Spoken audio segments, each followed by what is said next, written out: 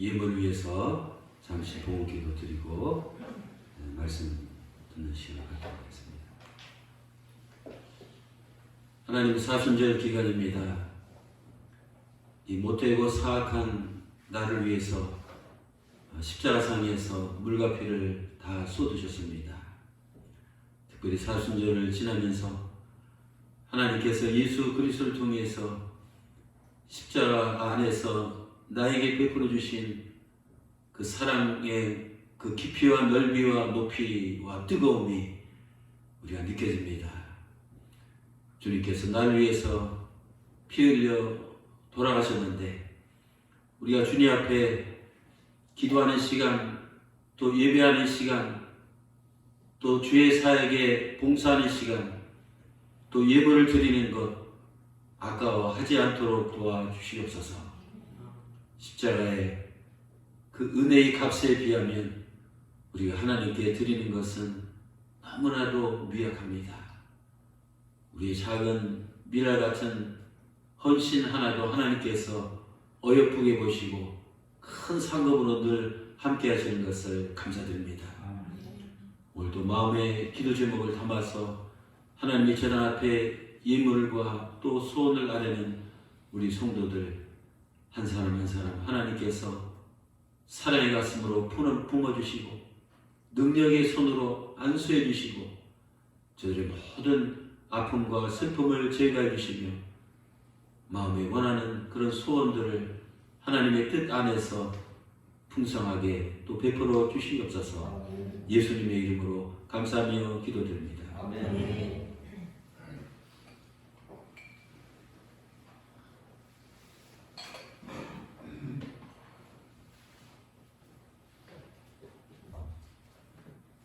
제가 코로나19에 감염이 돼서 한 이틀, 한 3일 정도 저는 증상이 그냥 몸살로만 와서 간 것 같아요.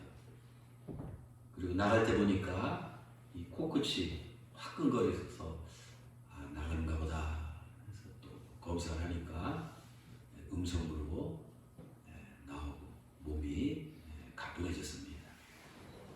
하여튼 여러분들 부족한 이 종을 위해서 늘 전심으로 또 진심으로 기도해 주신 덕분에 제가 이렇게 또 건강하게 여러분 앞에 섰습니다.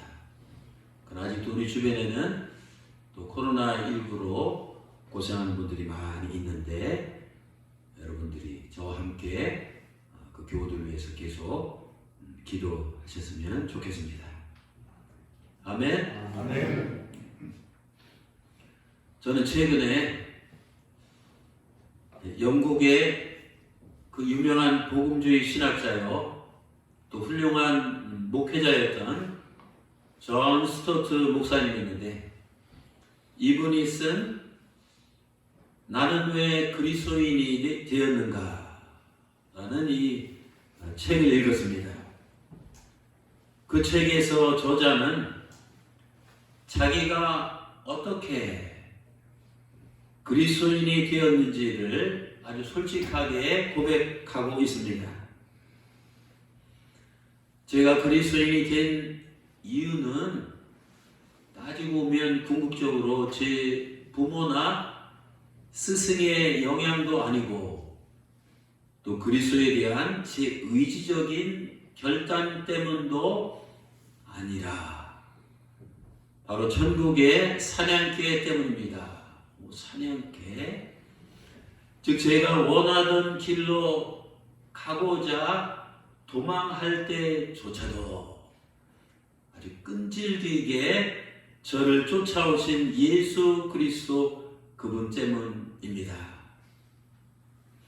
그리고 천국의 사냥개이신 그분이 은혜롭게도 저를 추적하지 않으셨다면 오늘날 저는 헛되고 버림받은 인생들의 이 추악한 쓰레기더미 위에 놓여 있었을 것입니다.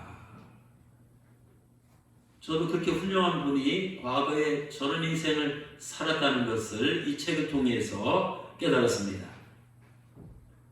존 스토트 목사님은 여기에서 주님을 천국의 사냥개라고 표현하고 있습니다. 사냥개는 뭡니까? 사냥감을 찾을 때까지 끈질기게 집요하게 악착같이 추적하는 이 개입니다. 존 스토트가 사용한 이 천국의 사냥개라는 이 표현은 19세기 영국 시인 프란시스 톰슨이 쓴 이 시의 제목에서 가져왔습니다. 톰슨은 아버지로부터 사랑받지 못하고 아주 외로운 그 유년기를 보냈습니다. 그의 아버지는 아들 톰슨이 훌륭한 성직자나 또 유명한 의사나 아주 멋진 군인이 되기를 원했습니다. 하지만 그는 아버지의 기대를 벗어나서 술 마시고 아주 못된 짓을 하면서 허랑방탕한 생활을 했습니다. 또 그는 마약에 푹 빠져서 런던 이 빈문굴에서 살았습니다. 그런데 그는 아주 심한 이 방황하는 중에 이 영적으로 누군가가 이 사냥개처럼 자신을 계속 이 추적해오는 것을 느꼈습니다. 그는 사냥개처럼 자신을 집요하게 추적해오는 그 대상이 바로 주님이신 것을 영적으로 깨닫게 되었습니다.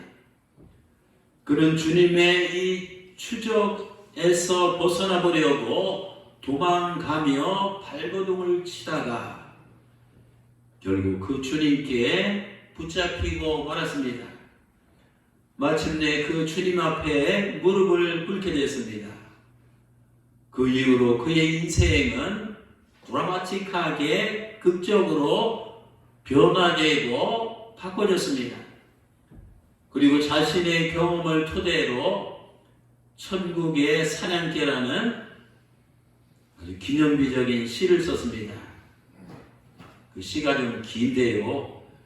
그 시는 인간의 영혼, 우리는 영혼을 가진 존재 아닙니까? 소나 돼지나 식물들이나 광물들과 달리 우리는 영혼을 가진 존재인데 그 시는 인간의 영혼을 이 5가지 상태로 표현하며 시를 전개하고 있습니다. 첫째는 하나님으로부터 도망가는 영혼입니다.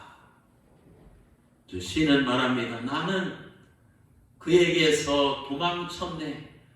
밤과 낮의 비탈길 아래로 나는 그에게서 도망쳤네. 세월의 아치 저 아래에서 나는 그에게서 도망쳤네. 또 내 마음의 미로 속으로. 타락한 인간은 본능적으로 이 하나님을 마음에 두기를 아주 싫어합니다. 어둠이 빛을 싫어하듯이 어둠 속에 살아가는 이 죄인은 빛 대신 하나님으로부터 본능적으로 멀리 달아나려 합니다. 둘째는 헛된 것을 추구하는 영혼입니다. 하나님 없는 인간은 세상에 있는 다른 헛된 것들을 추구하게 되어 있습니다. 하나님 말고, 하나님 없이, 하나님 대신, 하나님 외에 하나님을 떠나서 이 다른 것들로부터 인생의 만족과 행복을 얻으려 합니다. 시인은 저렇게 말합니다. 쫓아오는 주님의 사랑을 알고는 있었지만 그를 마음속에 모시고 나면 그 외에 이 세상에 있는 모든 다른 것들을 잃게 될까, 가질 수 없을까 몹시 두려웠네. 즉 인간은 하나님을 모시게 되면 세상의 그 꿀같은 좋은 것들을 포기해야 한다는 이 두려움 때문에 세상적인 것들에 더 애착을 갖게 됩니다. 셋째는 하나님을 떠난 비참한 영혼입니다. 하나님 없이 살아가는 이 농마주의 인생, 또 쓰레기 더미와 이 걸레 같은 이 피폐한 인생을 말합니다. 시인은 이렇게 말합니다. 지금 내 심령은, 여러분은 자신의 심령을 하는 것은, 지금 하나님을 떠나서 도망다니는 내 심령은 아주 갈기갈기 찢겨지고 구멍이 뻥 난 것 같네. 한탄 짓는 내 마음의 가지 위에 앉아 떨고 있는 축축한 생각에서 뚝뚝 흘러 떨어지는 이 눈물방울이 그 속에 보여 이 썩어가고 있네. 지금도 이 꼬린이 앞으로 어떻게 되겠는지, 이렇게 자신의 비참한 영혼을 이제 고백하고 있습니다. 넷째는 하나님에게 쫓기는 영혼입니다. 하나님께서 사냥개처럼 자신을 밤낮으로 이 추적해오는 것을 느끼는 이 불안한 영혼입니다. 그분이 사냥개처럼 가까이, 또 가까이 추적해 오네. 진지한 이 진중한 발걸음으로 빠르지도 않고 느리지도 않고 유효한 속도로 위험 있는, 어떤 때는 신속함으로 저 요란한 발소리를 지나 더 빠른 소리가 들리네. 마지막 다섯 번째는 마침내 하나님 앞에 굴복한 영혼입니다. 하나님 앞에 두 손 쓸고 이 항복한, 하나님 앞에 엎드리고 거꾸로 진 영혼입니다. 벌거벗은 채, 하나님을 떠난 인간의 그 영의 모습입니다. 벌거벗은 채 나는 당신이 쳐든 이 사랑의 칼을 기다리나이다. 당신은 내 갑옷을 내 몸에서 잘게 끊어버렸고 나를 쳐 무릎을 꿇게 하였네. 즉 내가 겹겹이 두르고 있었던 내 지식이라는 갑옷, 내가 붙들고 있었던 이 선입관이라는 이 갑옷, 또 내 자존심이라는 이 갑옷, 내 교만이라는 갑옷, 내 죄악이라는 갑옷을 천국의 사냥개 되신 주님께서 다 물어 뜯으셨다는 겁니다. 나는 걸레처럼 만 심차이가 된 채로 주님 앞에 무릎을 꿇었다는 겁니다. 오늘 예배 나오신 사랑하는 성도 여러분, 천국의 사냥개라는 이 시가 남의 시가 아니라 나의 이야기처럼 여겨지지는 않습니까? 나도 한때는 하나님으로부터 도망 다니던 영혼이 아니었습니까? 나도 한때는 하나님 없이 살면서 세상의 헛된 것들을 추구하며 살지 않았습니까? 나도 한때는 하나님을 떠나서 영적으로 이 비참한 상태에 처해 있지는 않았습니까? 나도 한때는 심령의 두려움과 불안을 느끼며 하나님에게 쫓기는 신세가 되지 않았습니까? 나도 한때는 끝까지 도망다니다가 결국은 하나님 앞에 고꾸라지지 않았습니까? 오늘 본문 성경에 등장하는 이 사도 바울이 왕년에 그랬습니다. 그의 이름은 원래 사울이었습니다. 사울은 한때 주님을 극렬하게 이 부정하고 부인하며 이제 악명 높은 이 핍박자였습니다. 그런 십자가에 달려 죽으신 예수 그리스도는 사탄의 앞잡이요, 이 마귀 대왕이요, 이 종교 사기꾼이라고 확신했습니다. 또 그를 추종하는 이 기독교인들은 이 땅에서 완전히 박멸되어야 할 이 독보석 같은 이단 무리들이라고 판단했습니다. 그는 이 땅에서 그런 이 사악한 이 기독교인들을 모조리 잡아 죽이는 것이 그의 미션, 이 사명이라고 생각했습니다. 때문에 그는 둘째 가라면 이 서러울 정도로 교회를 핍박하고 이 성도들을 죽이는데 누구보다도 앞장섰습니다. 그런 사울은 어느 날도 살기가 징징해서 막 씩씩거리면서 눈에 막 살기가 가득 차서 대제사장으로부터 체포 영장을 갖고 다메섹에 모여있는 이 기독교인들을 잡으러 가고 있었습니다. 그런데요, 이 정오가 됐을 때 잡으러 가다가 놀라운 일이 발생했습니다. 하늘에서 갑자기 이 태양보다 더 강렬한 빛이 확 비쳤습니다. 사울과 그의 일행들은 다 빛을 보고 이 땅에 엎드려졌습니다. 그때 빛 가운데서 이 하늘에서 히브리 언어로 한 음성이 들려왔습니다. 같이 가는 일행들은 아무 소리도 듣지 못했는데 사도 바울은 그 당시 빛 가운데서 생생하게 명확하게 분명하게 또박또박 들려오는 이 주님의 음성을 들었습니다. 사울아, 사울아, 네가 어찌하여 나를 핍박하느냐? 가시채를 뒷발질하기가 내게 고생이니라. 내가 대답하여 주여 당신은 누구십니까? 주님께서 이르시되 나는 내가 핍박하는 예수다. 여러분, 핍박자 사울은 이제 얼마나 하고 이 충격을 받았는지 그 신비한 이 놀라운 엄청난 이 사건을 사도행전에서 3번씩이나 이 반복해서 간증하고 있습니다.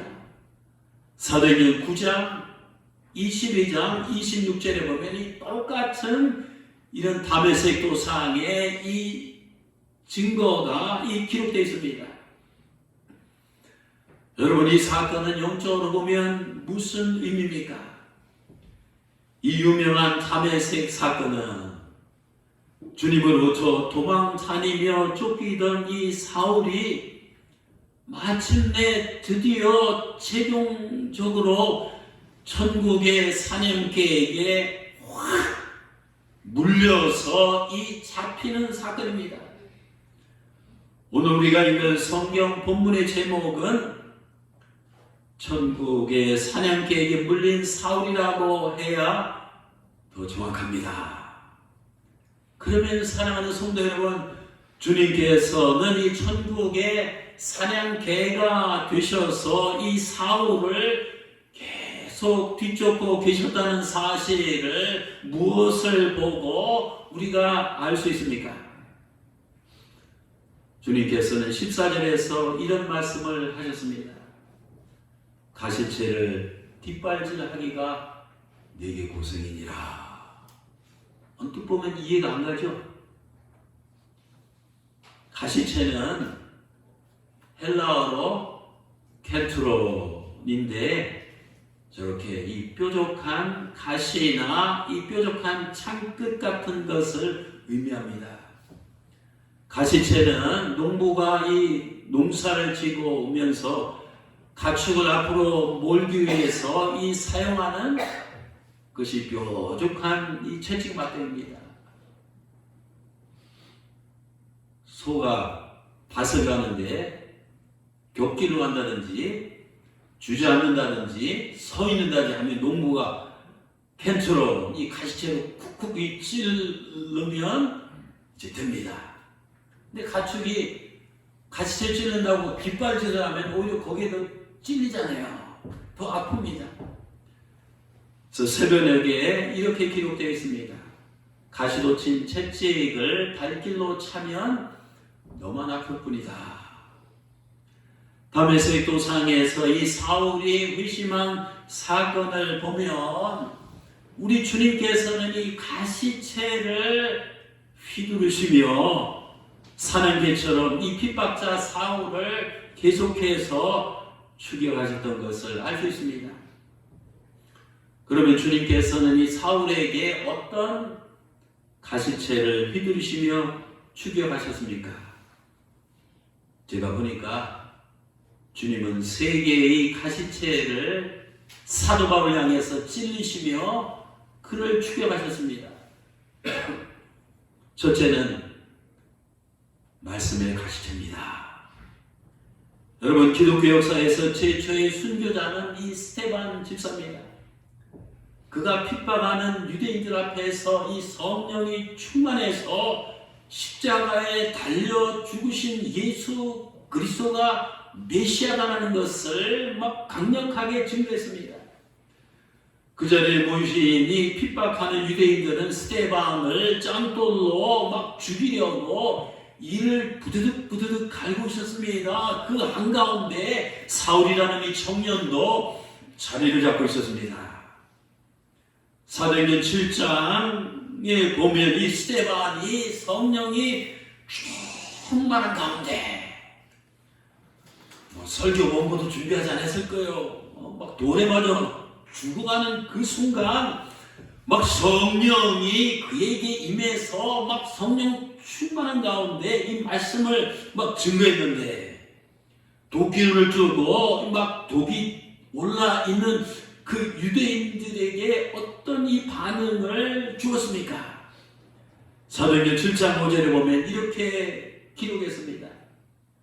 유대인들이 스테반이 성령이 충만해서 이 예수 그리스도에 대해서 이 증거하는 그 말씀을 듣고 마음이 찔렸다. They were cut to the heart. 마음이 막 칼로 막 찔르듯이 찔끔했다는 겁니다. 그들은 스테반이 전하는 하나님 말씀에 이 마음이 찔렸습니다. 그 한가운데 누가 있었어요? 이 사울도 이 분명히 마음이 찔렸을 것입니다. 스테반 입에서 나오는 그 간증을 들었을 때 마음이 불편했을 것입니다. 괴로웠을 것입니다. 뭔가 이 부담을 순간적으로 느꼈을 것입니다. 하나님께서는 스테반 입을 통해서 예리한 이 말씀의 가시죄로 사울 청년의 마음을 찌르셨습니다. 사랑하는 성도 여러분, 하나님께서는 오늘도 하나님을 떠난 영혼들을, 인생들을 부르실 때 무엇보다도 이 성경 말씀의 이 가시채로 쿡쿡 찌르고 계십니다. 히브리서 4장 12절입니다. 하나님 말씀이 뭡니까? 검은 건 책이고 하얀 건 종이고 그 안에 쓰여있는 글씨가 아닙니다. 하나님 말씀은 살았고 운동력에서 좌우에 날선 어떤 검보다도 샥 예리하며 인간의 혼과 인간의 영과 인간의 관절과 인간의 뼛속이 골수까지 찔러 쪼개기까지 하며 또 사람의 마음의 이 생각과 뜻을 엑스레이처럼 이 관통하고 감찰하는 능력이 있습니다. 믿습니까? 우리가 하나님의 말씀을 들을 때 마음이 찔릴 때가 있습니다. 마음이 불편해질 때가 있습니다. 마음이 아플 때가 있습니다. 마음이 막 괴로울 때가 있습니다. 마음이 흔들릴 때가 있습니다. 왜 그런지 아십니까? 그때는 하나님께서 이 말씀에 가시채로 내 영혼을 쿡쿡 찌르고 계시기 때문입니다. 둘째, 하나님께서는 이 스데반이란 이 가시채를 사용해서 핍박자 사울을 찌르고 계셨습니다. 사울은 스데반이 돌에 맞아 생각해서 이런 짱돌로 사방에서 막해서 피투성이가 돼서 죽어갈 때 이 자는 그 자는 죽어서 마땅하다고 자처하면서 증인이 되었습니다. 때문에 그는 누구보다도 이 스데반이 순교하는 모습을 코앞에서 눈앞에서 발앞에서 지켜보았습니다. 사울은 사도행전 6장 15절에 보면 스데반의 얼굴이 모처럼 이 천사의 얼굴과 같다는 것을 목격했습니다. 사울은 스데반이 곧 돌에 맞아 피 흘려 죽을 수밖에 없는 상황에서 그의 얼굴이 악마의 얼굴이 아니라 비통한 얼굴이 아니라 천사의 얼굴처럼 변화하는 그 모습을 사도 바울은 너무나도 생생하게 코앞에서 지켜봤습니다. 게다가 사도행전 7장 55절과 60절까지 보면 스데반 앞에서 이 하늘이 열리는, 여러분 하늘이 열린대요. 영적인 이 세계가 열리는 이 신비한 장면을 보았습니다. 스데반이 열린 하늘을 영안이 되어서 응시하면서 십자가에 돌아가신 예수님께서 하나님의 보좌 우편에 서신 것을 이 본다고 증언하는 것을 사도 바울은 분명히 옆에서 보았습니다. 더구나 스데반은 돌에 맞아 피 흘려 죽어가는 그 고통스러운 순간에도 타락하지 아니하고 주 예수님, 마일로 주 예수님 내 영혼을 받으시옵소서 평온하게 기도하는 모습을 또한 사울은 보았습니다. 게다가 스데반은 막장돌을 던지며 피 흘려 죽어가는 그 지옥의 고통스러운 그 찰나 순간에도 자기를 향하여 이 돌을 던지는 이 사악한 무리들을 증오하거나 저주하지 아니하고 아버지여 저들이 하는 것을 알지 못합니다. 저들이 죄를 용서해 주세요. 짱돌을 던져서 막 패대기를 치고 피 흘려 죽어가는 건데 그들을 향해서 아버지여 이들의 죄를 용서해 달라고 기도하는 모습을 사울 청년은 눈앞에서 똑똑히 보았습니다. 사도 바울은 그때 겉으로는 안 그런 것 같지만 이 속으로는 놀랐을 것입니다. 아니 이게 뭐지? 아니 스데반이 믿는 이 주님이, 스데반이 믿는 십자가에 달려 돌아가신 그 예수가 어떤 존재이길래 그가 이런 모습으로 순교할 수 있겠는가? 사울은 스데반 때문에 내심으로 뭔가 찜찜하고 불편하고 혼란스럽고 이 당황스러웠을 것입니다. 왜 그런지 아십니까? 그때도 주님께서는 이 스데반이란 이 가시채를 통해서 핍박자 이 사울의 영혼을 더 세게 꾹 찌르고 계셨기 때문입니다. 셋째, 하나님께서는 그 당시 초대 기독교인들을 통해서 기독교인들은 가시채를 통해서 그들을 핍박했습니다. 사울은 주님께서 찌르시는 이 가시채를 계속 이 뒷발질하면서 교회와 기독교인들을 핍박하는 데 앞장섰습니다. 스데반이 순교한 후에도 이 사울의 외형적인 행태를 성경은 이렇게 기록하고 있습니다. 사도행전 8장 3절입니다. 사울이 교회를 찬멸할 새 각 집에 들어가서 남녀를 끌어다가 이 옥에 넘기니라. 그런데 사울은 이렇게 믿는 자들을 악랄하게 이제 핍박하였는데 그런 와중에서 이 놀라운 사실 하나를 깨달았습니다.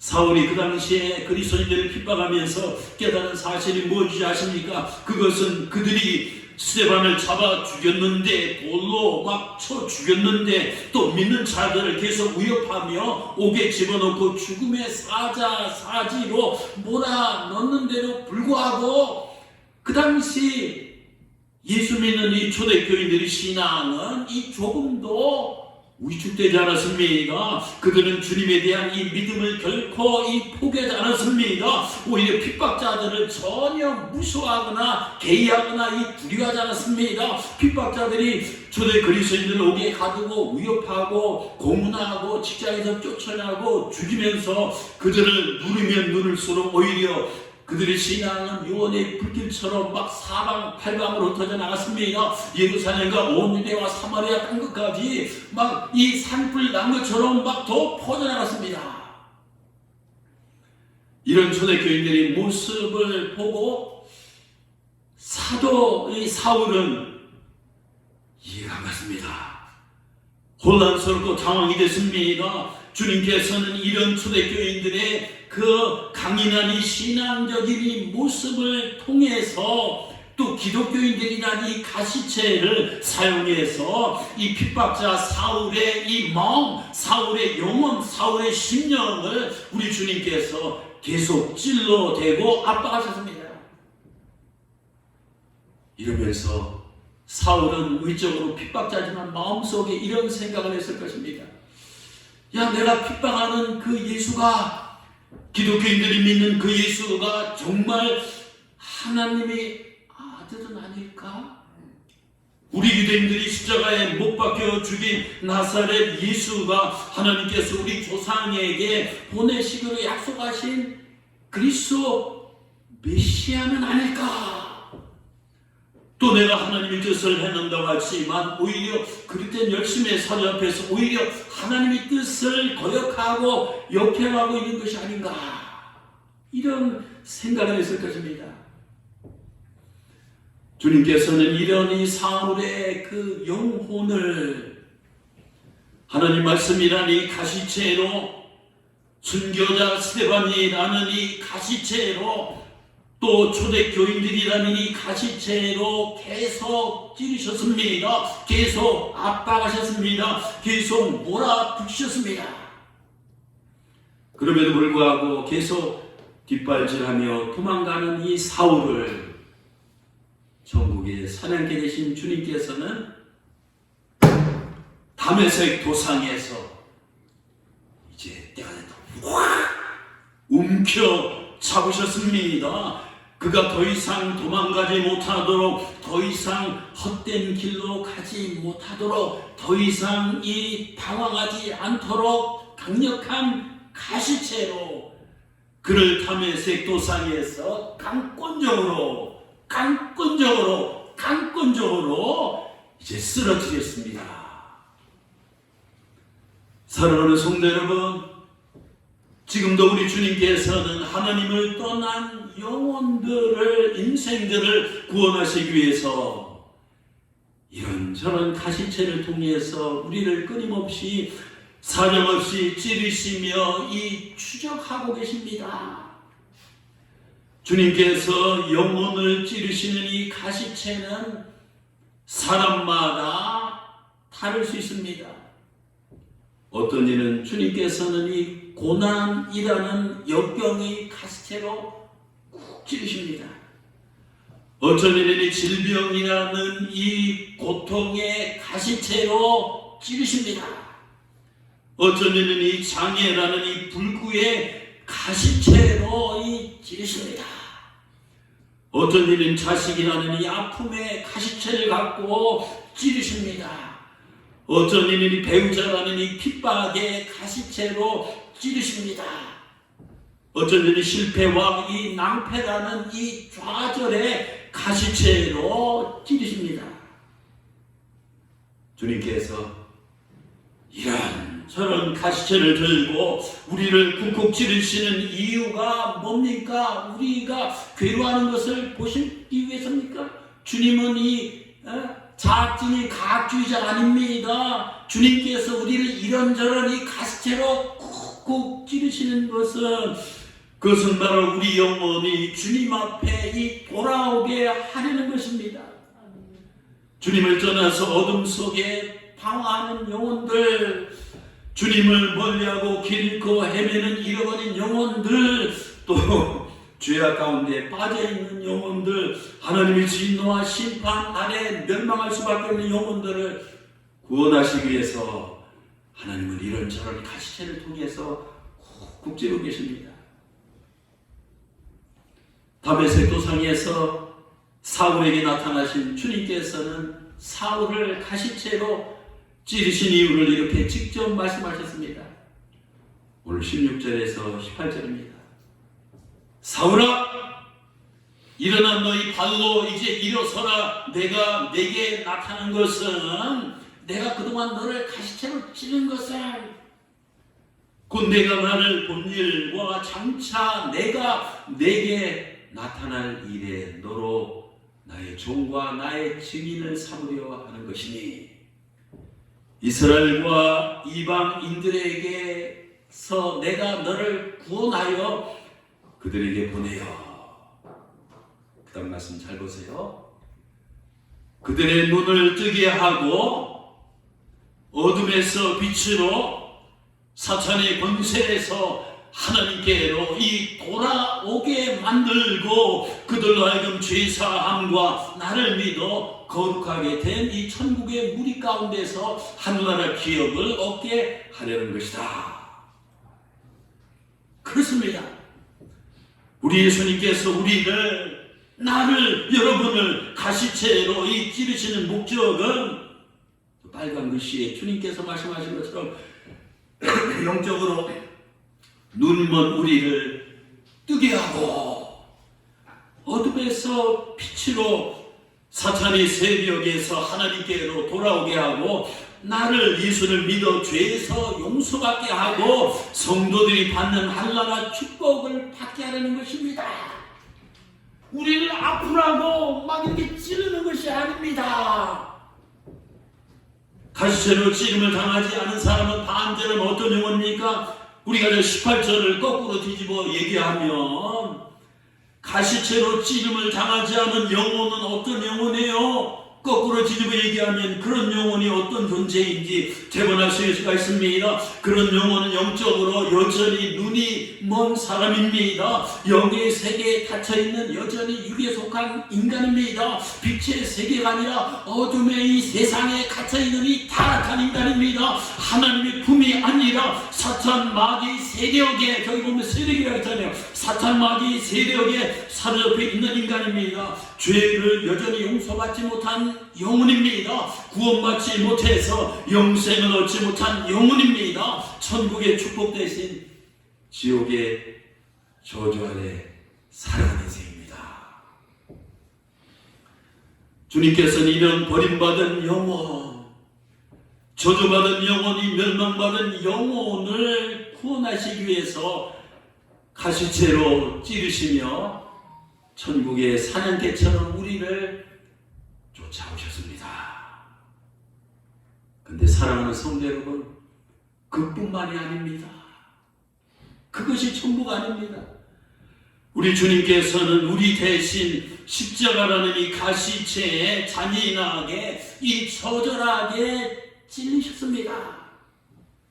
가시관에 이 가시체를 쓰시고, 저 그림 보시기 바랍니다. 이 머리에 가시가 박히셨습니다. 뾰족한 이 채찍의 가시채로 온 몸뚱이를 막 갈기갈기 맞으시고 지키셨습니다. 뾰족한 이 못의 가시채로 이 손과 발이 박히셨습니다. 뾰족한 이 창의 가시채로 옆구리가 찔리셨습니다. 주님께서는 십자가에서 우리 대신, 나 대신 나의 죄값을 치르시기 위해서 사방의 가시채로 찔리시며 물과 피를 흘리시며 십자가상에서 죽으셨습니다.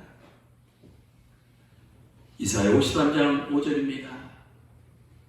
그가 찔림은 우리의 허물 때문이요 그가 상함은 우리의 죄악 때문이라. 그가 징계를 받음으로 우리가 하나님과 평안을 누리고 그가 채찍에 이 가시체에 맞음으로 우리가 나음을 입었도다. 또 로마서 5장 6절에서 10절 사도 바울이 이렇게 얘기합니다. 우리가 아직 연약할 때, 우리가 아직 내 인생을 내가 어떻게 할 수 없을 때 기아때로 그리스도께서 경건하지 않은 자를 위해서 죽으셨도다. 의인을 위하여 죽는 자가 쉽지 않고 선의를 위하여 용감히 죽는 자가 호기거리와. 우리가 아직 죄인 되었을 때 그리스도께서 죄인인 우리를 위하여 죽으심으로 하나님께서 우리에 대한 자기의 사랑을 확증하셨느니라. 그러면 이제 우리가 그의 피로 말미암아 의롭다 하심을 받았으니 더욱 그로 말미암아 진노하심에서 구원받을 것이니, 우리가 원수 되었을 때 그의 아들의 죽으심으로 말미암아 하나님과 화목되었은즉 화목된 자로서 더욱 그의 살아나심으로 말미암아 구원을 받을 것이다. 우리가 아직 연약할 때, 내가 죄 가운데 있을 때, 세상 가운데 있을 때 내가 내 인생을 컨트롤 못하잖아요. 또 우리가 아직 죄인 되었을 때, 우리가 여전히 하나님과 원수 되었을 때, 우리도 알지 못하지만 떠나 있을 때, 도망 다닐 때 하나님께서 예수 그리스도를 내 대신 가시체로 찔림을 당해서 나의 모든 죄를 용서하시고 죄값을 치르게 하시고 나의 구원을 이루셨습니다. 주님께서는 나 같은 죄인을 구원하시기 위해서 나보다 먼저 십자가라는 가시체에 찔리셨습니다. 그리고 영적으로 이 무지몽매한 나를 깨우치기 위해서, 영적으로 죽어있는 나를 살리기 위해서, 영적으로 저주받은 나를 지옥의 이 저주에서 천국의 축복을 누리는 자로 만드시기 위해서 가시체로 찌르시며 추적해 오셨습니다. 다메섹 도상에서 주님의 가시체를 거부하고 여전히 도망가는 사울에게 우리 주님께서 14절에서 뭐라고 하셨습니까? 야 사울아, 가시체를 뒷발질하기가 내게 고생이 되지 않았느냐? 그렇습니다. 주님께서 우리를 이런저런 가시체를 통해서 우리를 오라고, 내게 오라고, 교회 나오라고, 하나님 옆에 나오라고 부르시는데 뒷발질하며 계속 달아나면 고생만 할 뿐입니다. 가시체로 우리를 찌르는데 나는 그저 내 지식 때문에 뒷발질하며 도망가면 안 됩니다. 내 자존심 때문에 뒷발질하며 도망가면 안 됩니다. 내 교만 때문에 뒷발질하며 도망치면 안 됩니다. 내 아집과 고집 때문에 뒷발질하며 도망치면 안 됩니다. 내 육신의 정욕과 안목의 장애, 정욕과 이생의 자랑거리 때문에 뒷발질하며 주님으로부터 도망치면 안 됩니다. 가시체를 뒷발질하기가 내게 고생이니라. 여러분, 그렇게 주님의 가시체를 뒷발질하며 도망치며 살아봤자 고생입니다. 뒷발질은 헛발질입니다. 우리 이제는 인생의 헛발질을 그만합시다. 주님을 떠나서 사는 인생길은 저기 말한 것처럼 고생입니다. 고생길입니다. 가시체를 들고 나를 쫓아오시는 주님을 계속 뒷발질하며 도망가서 한번 살아보세요. 주님을 떠나 살면, 주님 없이 살면 편할 것 같지만 괴롭습니다. 행복할 것 같지만 불행합니다. 뭔가 잘 될 것 같지만 마음이 불안합니다. 흥할 것 같지만 결국은 망하게 되어 있습니다. 주님께서 이런저런 가시체로 나를 찌르며 쫓아오실 때 더 이상 뒷발질하며 도망가지 맙시다. 언제까지 도망만 다니겠습니까? 언제까지 주님에게 등을 돌리고 이제 그분의 음성을 외면하시겠습니까? 가시체를 들고 우리를 추적하시는 주님께서는 우리가 그분께 돌아올 때까지 절대로 결단코 포기하지 않으시는 분입니다. 여러분, 주님께서 찌르시는 가시체는 사랑의 가시체입니다. 천국의 사냥 계신 주님께서 물으시는 이빨은 은혜의 이빨입니다. 사랑의 가시체에 찔림을 당하고 은혜 이빨에 물렸을 때 더 이상 달아나거나 도망가지 맙시다. 이사야서 65장 1절입니다. 여호와께서 말씀하십니다. 너는 나에게 묻지 않는 사람들에게 내가 나를 나타내고 나를 찾지 않던 사람에게 내가 발견되었으며 내 이름을 부르지 않는 나라에 내가 여기 있다, 내가 여기 있다 하였노라. 그렇습니다. 주님은 무관심한 나에게 먼저 나타나시고 또 부르지 않는 나에게 먼저 응답하시고 도망치는 나에게 먼저 찾아오시는 분입니다. 그게 은혜고 그게 사랑입니다. 주님께서는 이 다메섹 고상에서 핍박자 사울에게 이런 모습으로 나타나셨습니다. 타종교는 인간이 신을 찾아가는 것이지만 이 기독교는 반대로 신이 하나님이 창조주가 피조물 인간을 찾아오시는 종교입니다. 주님께서는 이 사랑의 가시채를 드시고 은혜 이빨을 가진 이 천국의 사냥개가 되셔서 이 오늘도 이 방황하고 갈등하고 번민하고 괴로움 가운데 있는 죄인들을 찾아오십니다. 사울은 사랑의 가시채에 찔림을 당하고 은혜의 이빨에 물렸을 때 주님 앞에 꼬꾸라지며 굴복했습니다. 다메섹 사건 이후에 핍박을 갖다가 금식하고 3일 만에 그 예수가 우리 조상이 약속한 하나님의 아들입니다 이렇게 전하니까 막 온 세상 사람이 깜짝 놀랐어요. 아니 저 핵가닥 된 거 아니에요. 완전히 사울이 바울로 변하는 위대한 역사가 일어났습니다. 또 지난번에 설교했던 C.S. 루이스, 또 오늘 언급한 존 스타트 이 목사님, 또 프랜시스 톰슨, 또 얼마 전에 무신론자였다가 지성을 믿고 교만으로 살다가 예수님을 만나고 영성의 세계에 열려서 하늘로 올라간 이 이혜령 박사도 결국 사랑의 가시채에 찔림을 당한 분들입니다. 은혜 이빨에 물림을 당한 사람입니다. 그래서 주님 앞에 이 굴복한 축복받은 영혼들입니다. 여기 여러분들이 오늘 이 자리에 앉아있는 것 자체가 사랑의 가시채에 찔림을 당하고 은혜 이빨에 물렸다는 증거입니다. 이제는 더 이상 주님으로부터 탈환하지 맙시다. 이제 주님께 더 가까이 나갑시다. 히브리서 3장 7절에서 8절입니다. 오늘 너희가 그의 음성을 듣거든 너희 조상들이 광야에서 시험받던 날에 반역한 것 같이 너희 마음을 완악하게 완고하게 하지 말라. 그러면 어떻게 됩니까? 죄를 회개하고 주님을 마음속에 영접하고 세례를 받으며 이 주님께 더 가까이 나갑시다. 뿐만 아니라 기뻐하고 찬양하고 경배하면서 주님께 더 가까이 나갑시다. 또 주일이 열심히 충성하고 주신 직분에 따라 헌신하고 교회를 섬기며 주님께 더 가까이 나갑시다. 또 항상 기뻐하고 쉬지 말고 기도하고 범사에 감사하면서 주님께 더 가까이 나갑시다.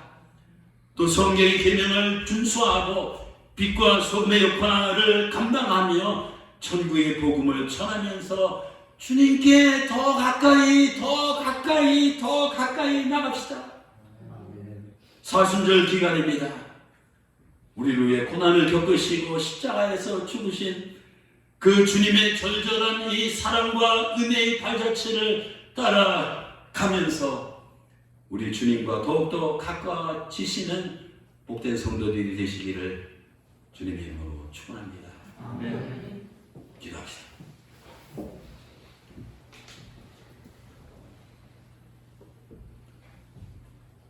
하나님의 세상을 이처럼 사랑하사 독생자를 주셨으니 이는 누구든지 저를 믿는 자마다 멸망하지 아니하고 영생을 얻게 하려 하십니다. 너희가 먼저 하나님을 사랑한 것이 아니라 하나님이 먼저 우리를 사랑하사